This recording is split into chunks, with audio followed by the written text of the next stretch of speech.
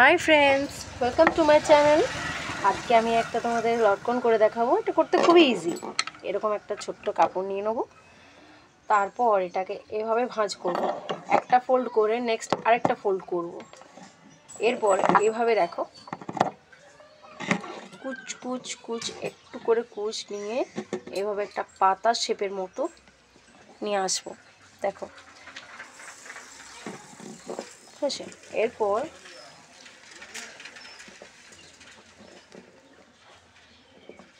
এটা একটু শক্ত হবে, থ্রেড আর নিডল দিয়ে এভাবে ধরে একটু ঘুরিয়ে এটার মধ্যে একটা নট দিয়ে দেবো। ব্যাস, নট দেওয়া হলে দেখো আমাদের পাতাটা রেডি। এরপর এটাকে এক্সট্রা এই যে কাপড়গুলো আছে এগুলোকে কেটে নেব।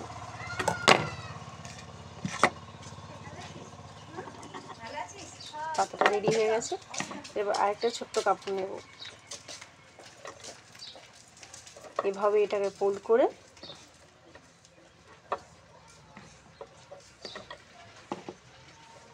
মাঝখান থেকে লটকনে দড়ি দিয়ে দেবো।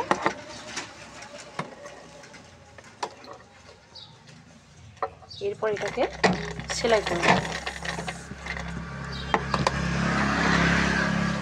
মেশিনে সেলাই করে নেওয়ার পর আমরা যখন এটাকে ফোল্ড করব তখন আমাদের লটকনের যে পান শেপটা, কোন শেপটা রেডি হয়ে যাবে। সরি, পান শেপ বলে ফেলে, কোন শেপ হবে। এই যে কোন শেপটা আমাদের রেডি হয়ে গেছে।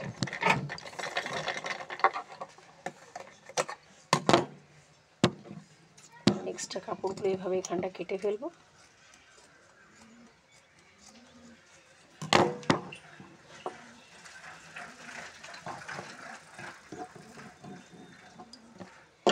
এরপর যে আমরা পাতাটা রেডি করেছিলাম, পাতাটাকে এর মধ্যে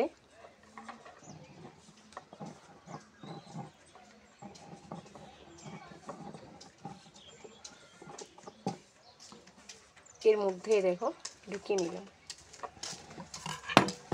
আবারও নিডল নেব,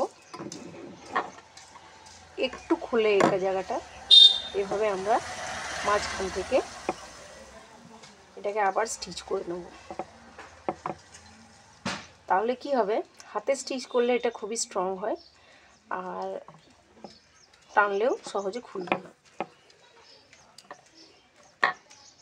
আমি মেশিন স্টিচ করে দেখেছি আগে, বাট আমি হাতে করে দেখেছি এটা একটু বেশি স্ট্রং হয়।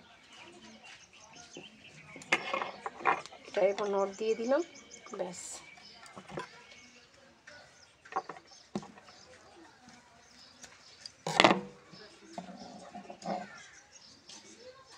দেখো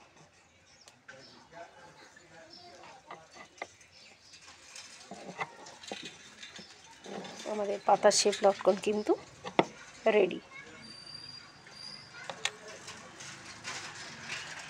তো কেমন হয়েছে এই লটকনটা একটু আমি বলে কমেন্ট করবে কেমন। আজকের মতো থ্যাংক ইউ।